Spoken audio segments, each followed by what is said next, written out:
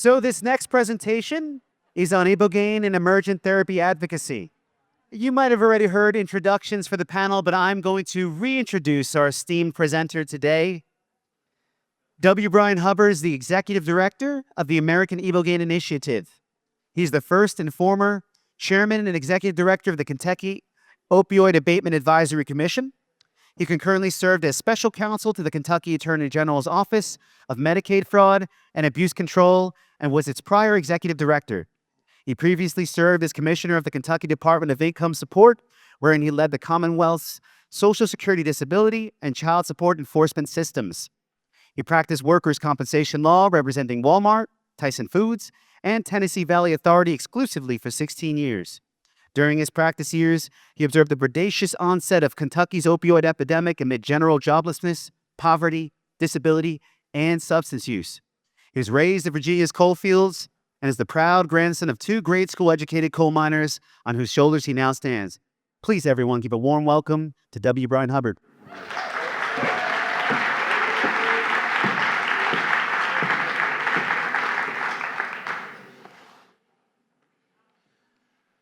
Thank you, Ehren.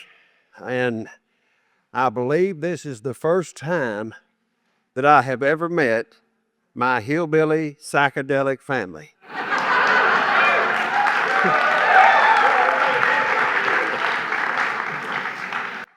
I'm pleased to claim just a little bit of North Carolina. My mother's people come out of Yadkin County, North Carolina, back in the early part of the 19th century. Got some family records that show that they were a part of what was called the Society of Friends there, or what are otherwise known as Quakers today. And then my father's people come out of Ashe County, North Carolina as Hubbards, and they all converged there in the far southwestern corner of Virginia. I was born in Bristol, Tennessee, and raised in the town of Lebanon, Virginia, which is in Russell County. Russell County is one of Virginia's 5 coal mining counties. One half is comprised of the bucolic beauty of the Clinch Valley mountain range, and the other half sits in the rugged, foreboding majesty of the Appalachia Plateau. Two kinds of people lived there. There were the somebodies who owned everything, ran everything, controlled everything. Their kinfolks and the people who kissed their fannies. And then there was the vast majority of everyone else, who I would call the nobodies, who kept their heads down, their hands clean, and raised their children to go live somewhere else in order to have a fair chance for a decent life. Every government system within the county was a family employment agency first and a servant to the people last. That included the school system. Law was an object used by people who held its power to walk on top of folks who didn't have any. My great-granny Martin was orphaned in Pike County, Kentucky at age 13 and was sent over the mountain to work in a boarding house for coal miners in Dickinson County, Virginia, where she married my great-grandfather at the age of 16. He was an extremely hard-working man and an extremely hard-drinking man. She ended up having 16 children with him alone. She could not write her name. In those years of raising those children under the roof with an incredibly abusive alcoholic who would work hard, accumulate savings, and drink it away in his besottedness in front of her and her children.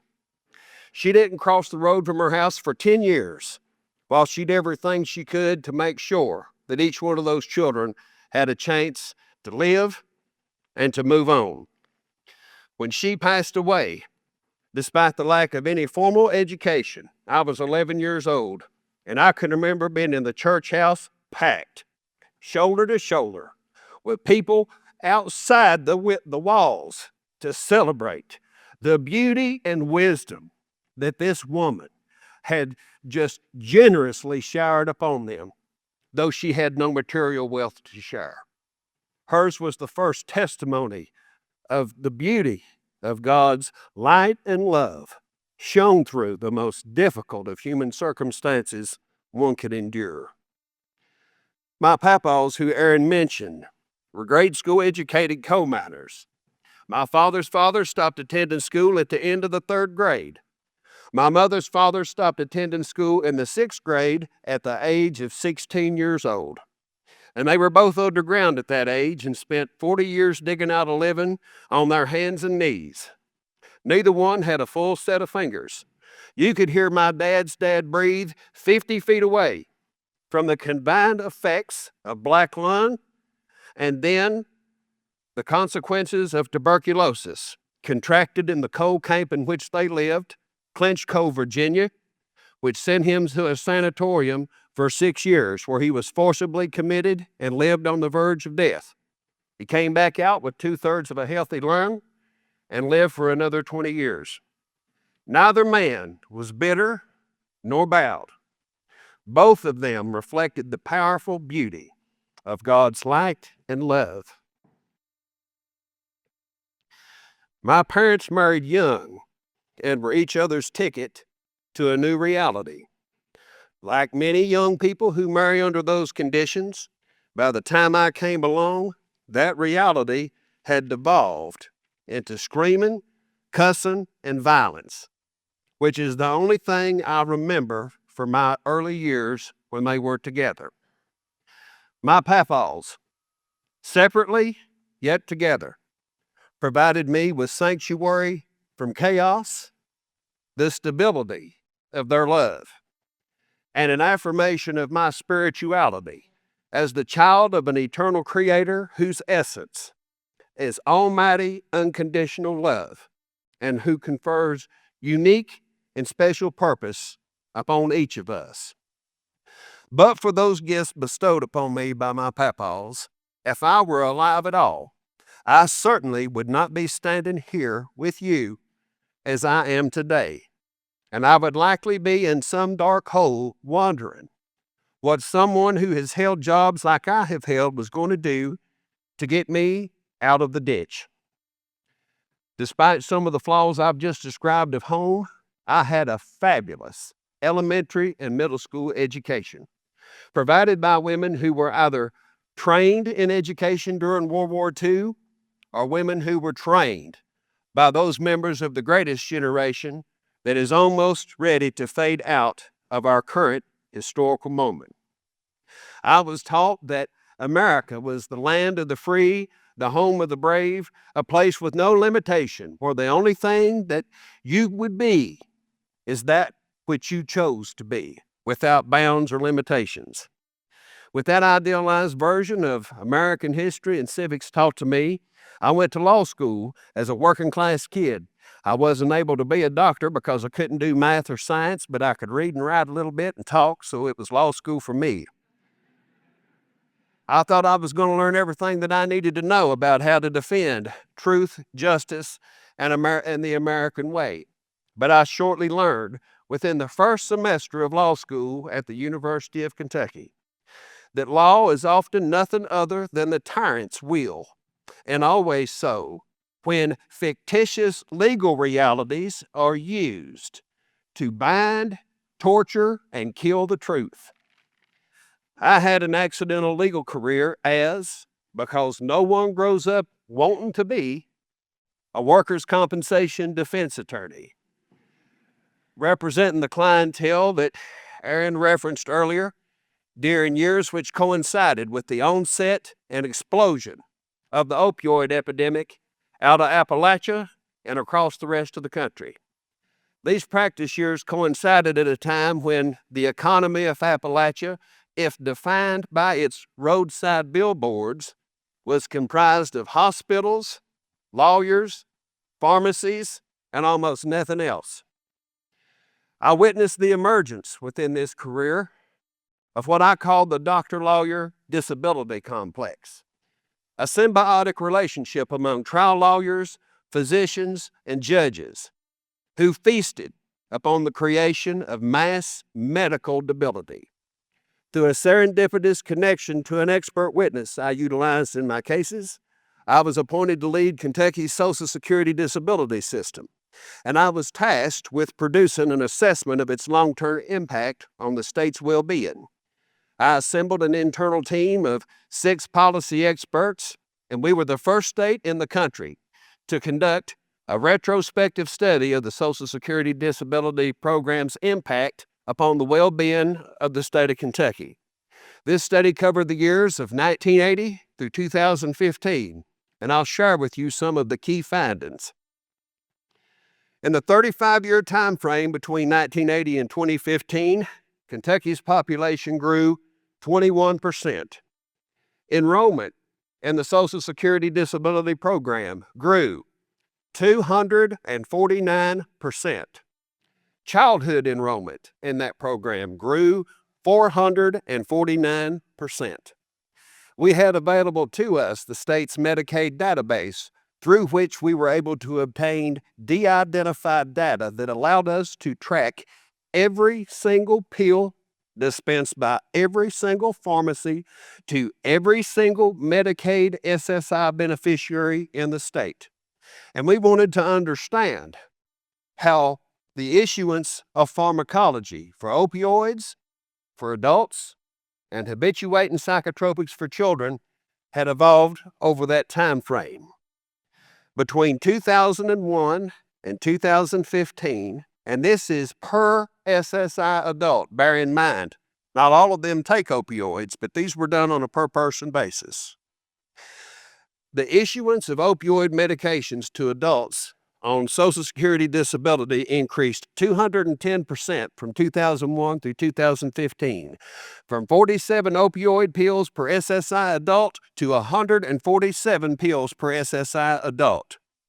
The issuance of habituating psychotropic medication to children grew 168% over that same time frame, from 273 doses per SSI child to 457 doses per SSI child. During my first month on the job, the Social Security Administration's administrator for the state of Kentucky came to pay what was called the home office visit. You would have thought that Queen Elizabeth herself was ready to walk through the door with all the shucking and jiving the folks who had been in that office for decades were ready to do, all the way up to and including laying on the ground for this person to walk over top of them to get into the building. I assembled the management team for the semi-annual review, and I sure wished that I would have had that cell phone and a little voice recorder, because I was given a gift right off the bat. This person took a deep breath and said, "Folks, claims are down, and that's bad, because claims equal budget." And what I came to learn was that the Social Security Administration, one of those government agencies that are supposed to serve us, protect us, guard and advance our well-being, depended upon an ever-expanding roll of disabled, helpless individuals in order to claim an ever greater share of the federal budgetary pie in every successive year. This reality was borne out by the fact that the Social Security Disability Program pays out 16% of that program's payments, but consumes 45% of its operational budget. After a change in administrations, I led the Kentucky Attorney General's Office of Medicaid Fraud and Abuse Control, a law enforcement agency which has as its responsibility the prosecution of medical providers for fraud on that system, as well as the prosecution of any Medicaid provider who engages in the neglect, abuse, or exploitation of a Medicaid beneficiary. I inherited a criminal caseload of white-collar drug traffickers who were flooding the state with diverted Suboxone from one end of it to the other, borne out by this statistic. Kentucky has 4.8 million people. 30% are Medicaid beneficiaries, one of the highest percentages in the country, 1.6 million Kentuckians. Between January 1 of 2017 and October 31st of 2023, Kentucky Medicaid, for a beneficiary population of 1.6 million people had paid for 110 million doses of Suboxone. That was just the medication, not the bundled services charged by the treatment providers who provide that medication as part of their recovery regimen, and had been billed over $1 billion by the maker of that medication, a company called Indivior. And just as a reference for history, before all the multi-state settlement agreements that were achieved to provide opioid settlement funds across the country, the largest settlement ever achieved with an opioid manufacturer was achieved in 2019. And it was achieved pursuant to a criminal indictment, prosecution, and ultimate guilty plea, which yielded a $2 billion settlement with the U.S. Justice Department and a second $600 million settlement with the Massachusetts Department of Medicaid. This settlement arose as a result of this company's construction and pursuit of an illicit scheme to increase the issuance of Suboxone prescriptions nationwide. And the penalty to the state of Massachusetts was paid for making material misrepresentations which understated the risk of Suboxone exposure to children. The name of that now guilty pled federal felon is Indivior, the patent holder of brand name Suboxone and the purveyor of what is now called the evidence-based practice recovery treatment. Because of the reputation I had developed in state service, I was recruited to be the first chairman and executive director of the Kentucky Opioid Abatement Advisory Commission, which had as its responsibility the administration and oversight of $842 million in settlement funds that had been secured from opioid manufacturers and distributors for their role in creating and perpetuating the opioid epidemic. Our first order of business was to hear from the people of Kentucky as to what it was we needed to focus on by way of priorities. And as you heard earlier, we conducted 20 town halls across the state, through which we heard the existential despair of thousands of people who expressed no faith in government's ability to address their anguish with competency or honesty. And through the course of these town halls, I became very much affirmed in my personal belief that at the heart of trauma and addiction is profound spiritual affliction.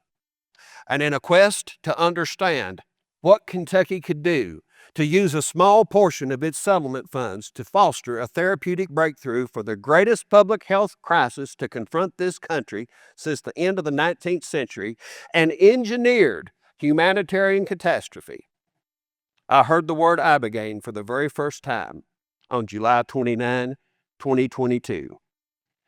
That touched off a second after-hours full-time job for 6 months, during which I conducted critical due diligence examination and research of a molecule which sounded too good to be true. What I came to learn about IBOGAINE's attributes are the following. Number one, it resolves physiological substance dependence on an unbelievably accelerated time frame. For 80% of substance dependence individuals, a single treatment resolves any substance dependency from a physiological perspective, and that number goes up to 97% with a second supportive dose. It restores ownership of an individual's sense of personal destiny, a destiny that after treatment is defined by the triumph of choice over compulsion. And most significantly, many individuals who have an IBOGAINE experience attest to the affirmation of the reality of their human divinity that is expressed through the reality that our very elemental composition is found in the stars themselves. Having been persuaded by these attributes, on May 31st, 2023, we announced that the Kentucky Opioid Commission would explore the possibility of setting aside $42 million or 5% of the state's settlement funds to explore the creation of a public-private partnership which, as its end objective, would see IBOGAINE approved by the FDA as a breakthrough therapeutic for opioid use disorder, any co-occurring substance use disorder, or other mental health or neurological conditions for which it demonstrated efficacy. We did this in the midst of a gubernatorial campaign that occurred in 2023, which is one of the most high-risk environments in which you can talk about a psychedelic as a cure for opioid addiction, and a Trump plus 30 state that is as fundamentalist in its religion as they come. We conducted 3 high-profile public hearings in keeping with my commitment to the people of Kentucky that their commission would be accessible, transparent, and accountable for their results. The first hearing focused on the science of ibogaine and featured the consensus 4 top international medical and scientific researchers of this compound's power. The second hearing comprised of 24 individual stories of folks whose next stop was the graveyard, but for their encounter with ibogaine and the way in which it had not just saved, but had completely transformed their lives. And in response to what was the implacable opposition of the University of Kentucky's Center for Drug and Alcohol Research at their request, we had a third hearing in October of 23 to respond to their assertion that the FDA would never approve a clinical research trial with ibogaine because of its tremendous cardiac risk. At the end of that hearing were 2 special witnesses. One was a gentleman by the name of Dr. Javier Munez, who at the time was the Scientist General for Controlled Substance Research for the FDA itself. We also had Dr. Walter Dunn, who was previously mentioned as being on the FDA's advisory board for neuropharmacology. They went last, and they had heard for 4 hours the University of Kentucky's advocate on the commission asserting that the FDA would never approve any such clinical trial as was being proposed because of the prohibitive risk of that medication. The first words out of the mouths of both Dr. Munez and Dr. Dunn were these: "We have sat and listened to testimony for hours, along with the assertion that the FDA will never approve a clinical research trial with ibogaine because of the cardiac risk. The FDA will not comment one way or another at the outset of drug development as to whether one will be approved or not. What we can tell you is, for any drug, there is always risk. And for some drugs, there are tremendous risks, up to and including death. The question for ibogaine is the same question we ask of all these other classifications of drugs. And the question is not whether there is risk, but can that risk be mitigated? And if the answer is yes, there is no reason we will not approve a drug development trial with ibogaine in Kentucky or elsewhere. Anybody here remember the jokey Smurf character in the Smurfs where you pull that bow open and it blows up in their face? That was the jokey Smurf public hearing of the Kentucky Ibogaine Initiative.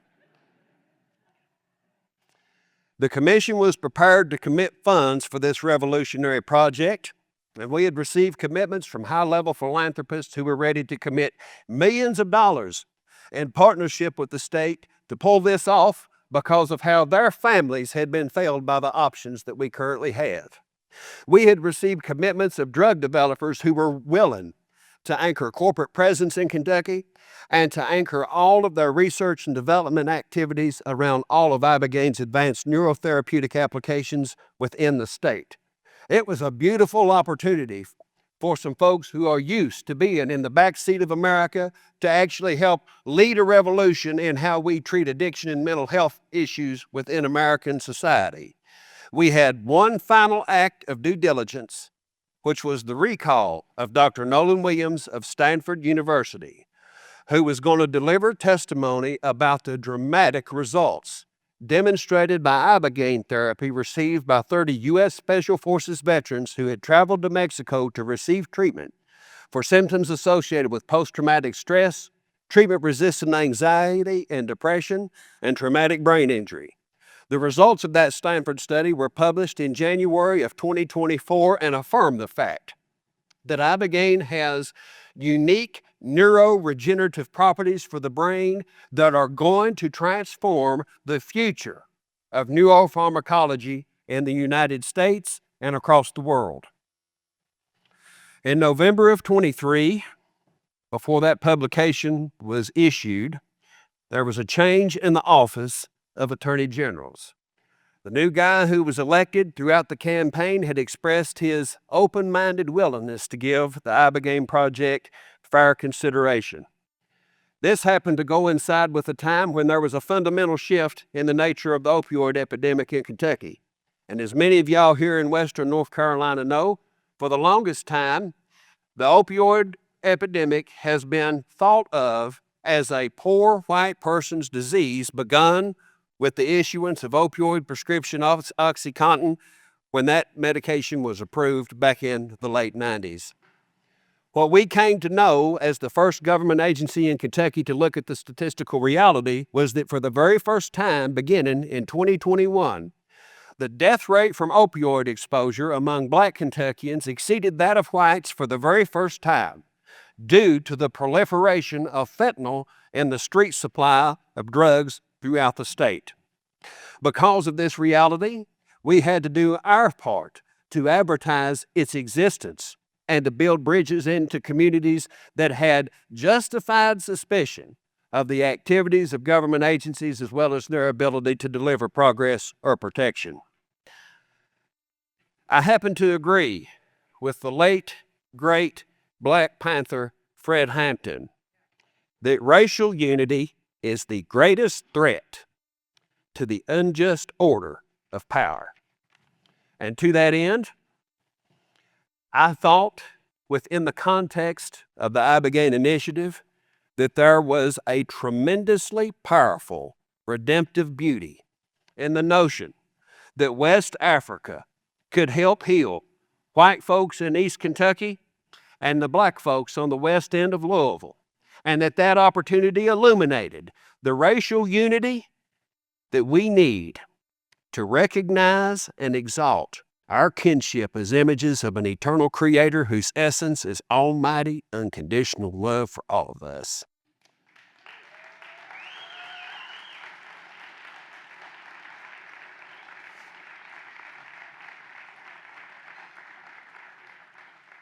On December 15, 2023, thanks to a philanthropist who shall remain nameless, Lamar Odom traveled to Louisville, Kentucky, and was hosted at the Muhammad Ali Center for Humanity and Justice for a screening at 7 p.m. that night of the documentary Lamar Odom Reborn.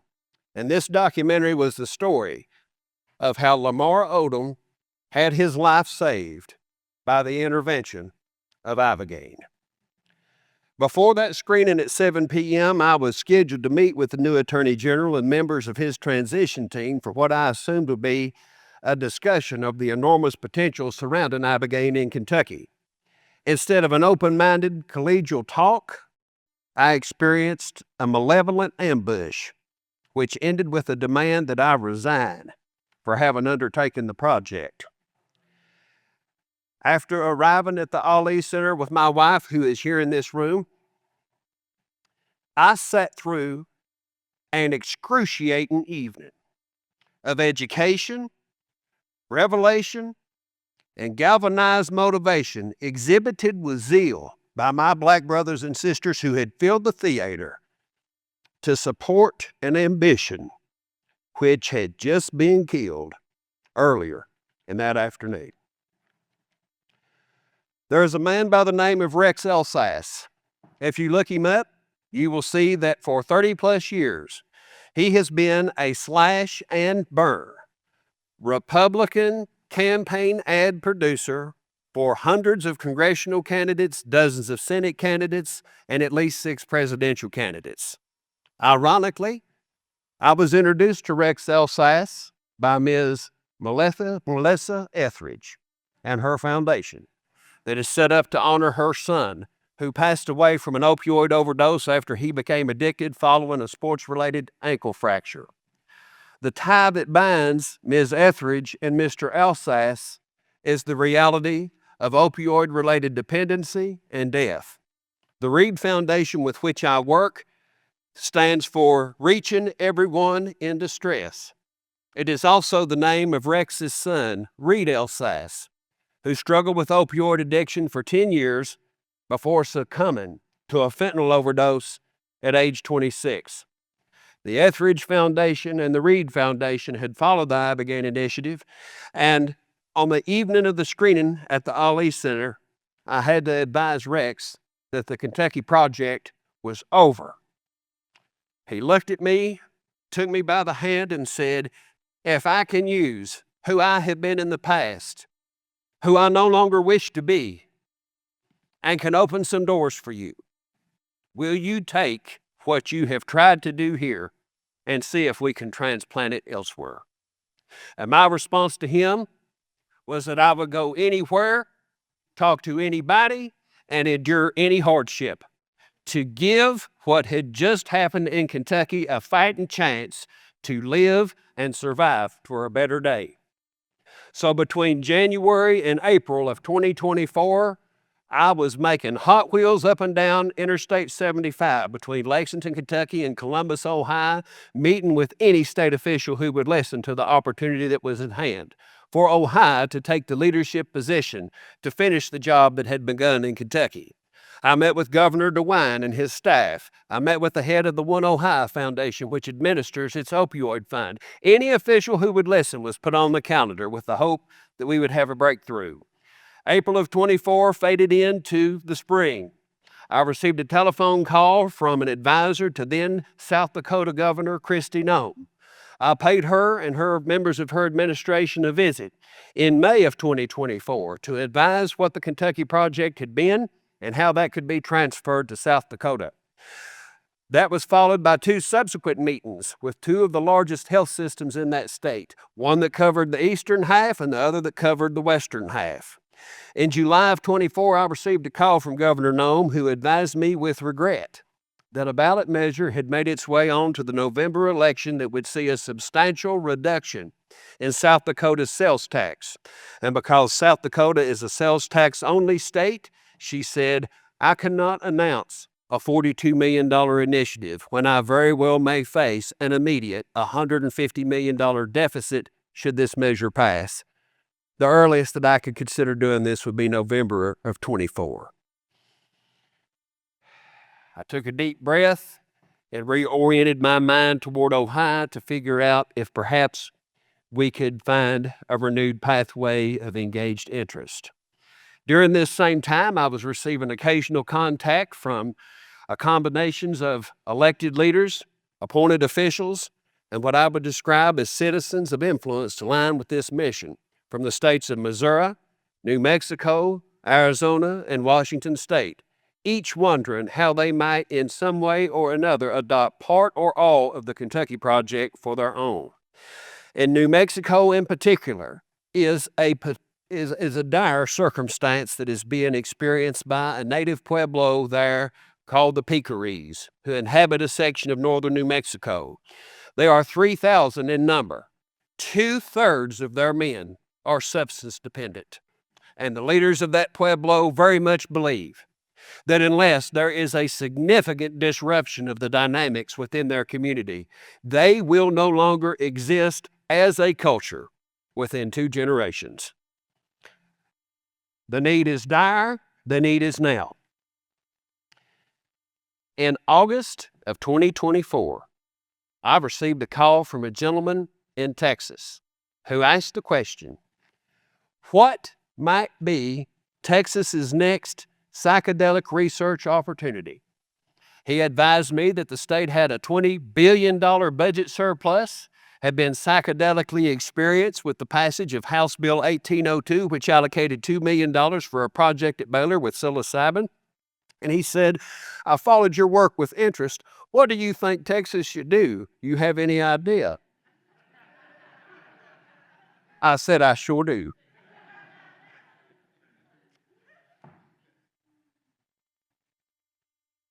On April 8, 2025, just a couple of weeks ago, I had the privilege of standing shoulder to shoulder with Congressional Medal of Honor winner Dakota Meyer, the lone survivor Marcus Luttrell, and a band of Special Forces heroes whose lives had been saved with IBOGAINE. We marched into the Texas State Capitol in Austin and gave our testimony to the Texas House Public Health Committee on House Bill 3717, which will finish the job we began in Kentucky by allocating $50 million for the public-private partnership there that was denied to my people at home.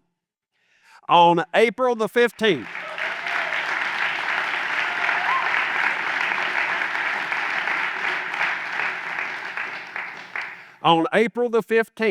that committee voted that bill out to the full House by a unanimous 13-0 vote. The Texas House is scheduled to vote on this legislation in full within next week. I will be traveling to Austin, Texas on April the 22nd, that's Tuesday, for a second hearing on the Texas State Senate version of that bill, which is Senate Bill 2308. My wife and I got home Thursday night from a 2-day work meeting in Aspen, Colorado, where I convened elected and appointed leaders as well as aligned leading citizens who had reached out to me to discuss how their states may follow Texas. Not a single one had to be recruited. These were all active points of contact that had touched my shoulder. 15 states sent representatives, with 5 others unable to be present due to schedule conflicts with active legislative sessions. The Texas legislature adjourns on June 2nd, 2025, and I am here to tell you, as it pertains to the advancement of IBOGAINE specifically and the psychedelic movement broadly, as Texas goes, so goes the country. And if we win by June 2nd, 2025, Katie, bar the door, because the wave is coming and it will not be stopped.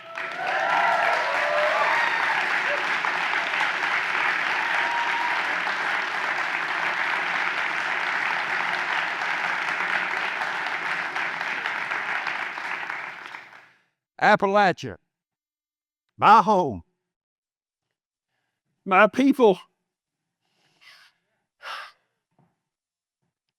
is a beautiful place populated by beautiful people. It is also home to a host of generational pathologies which produce common afflictions among diverse populations. Following trails blazed by Dr. Thomas Walker and Daniel Boone, dispossessed Scots-Irish indentured servants and their descendants began settling in the vast, untamed mountain forest that we call home.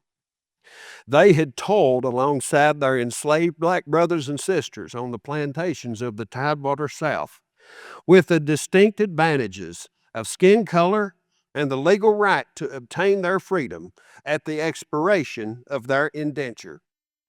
Enslaved individuals of African descent soon followed in the bonds of the antebellum aristocracy, which established its presence and influence here.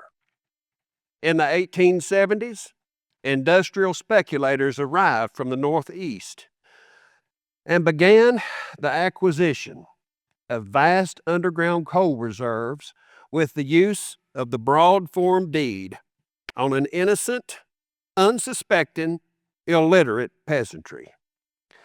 With the affixation of an X on a document they could not possibly comprehend, they became expendable serfs and were sent to mine their lives away in brutal conditions to produce wealth they used to own for powers and principalities which now owned them, their families, their towns, and their governments.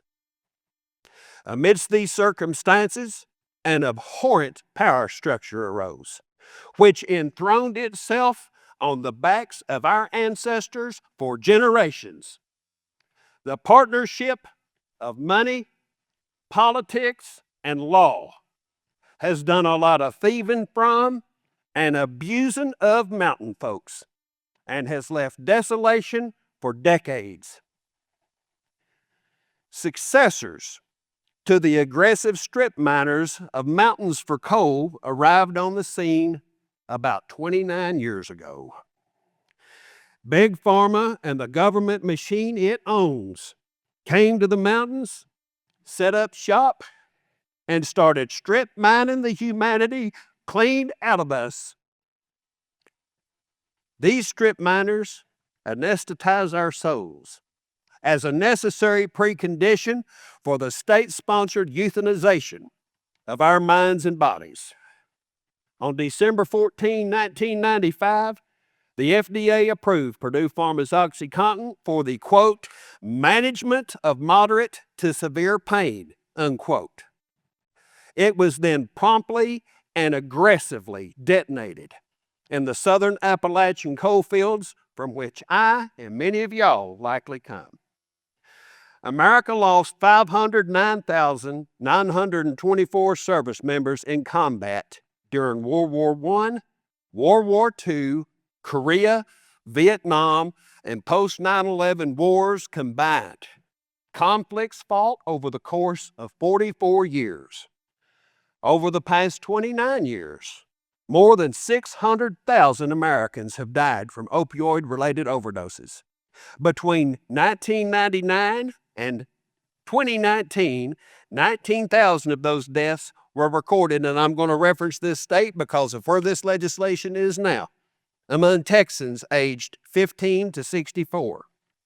In 2015, Princeton economists and Case and Argus Deaton coined the phrase deaths of despair to capture the alarming rise of mortality among Americans due to drug overdose, suicide, and alcohol-related disease. Since 2015, 1.5 million Americans have died.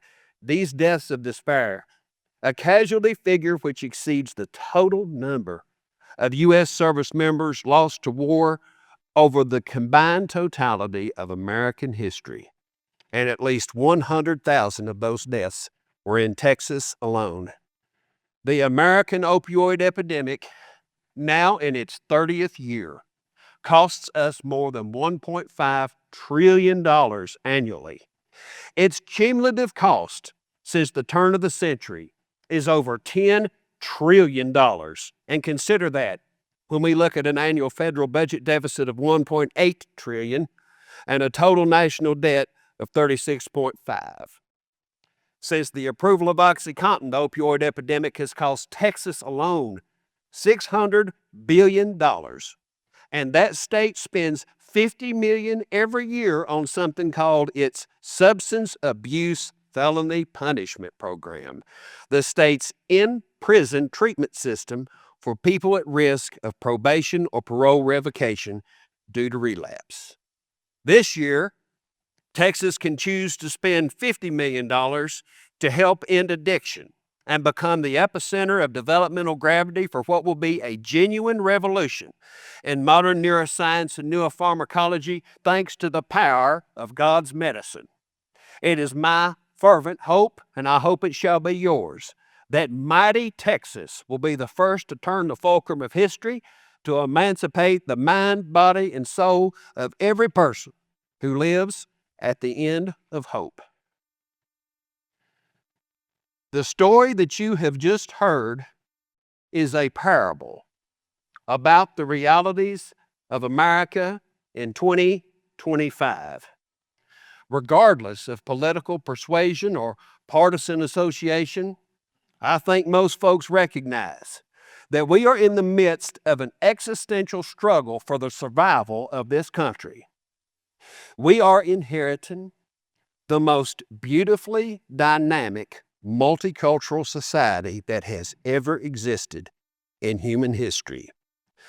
Despite our material wealth and technological prowess, we are also living within a brutally dehumanizing era that is hostile to individual identity. Citizens are fungible revenue units who are plugged into a set of actuarial variables that are designed to reduce people to reasonably predictable funding streams. Massive governmental systems are enthroned upon the subjugation of powerless people. They commodify problems they are supposed to solve by monetizing sustained human misery. Government must be made to function honestly, accountably, and responsibly to the genuine needs of the American people, or else our society will inevitably collapse beneath the enormity of its corrupt decrepitude. There must be a shift in social consciousness that is rooted in our universal unity as children of an almighty, loving Creator who has placed their light and love in each of us. As Bicycle Day, ironically, or maybe not so ironically, flows into Easter Sunday, I pray that we will hasten the day when we can deliver good tidings unto the meek, bind up the brokenhearted, proclaim liberty to the captives, and the opening of the prison to them that are bound. Thank you, God bless you, and let's get out there and change this world.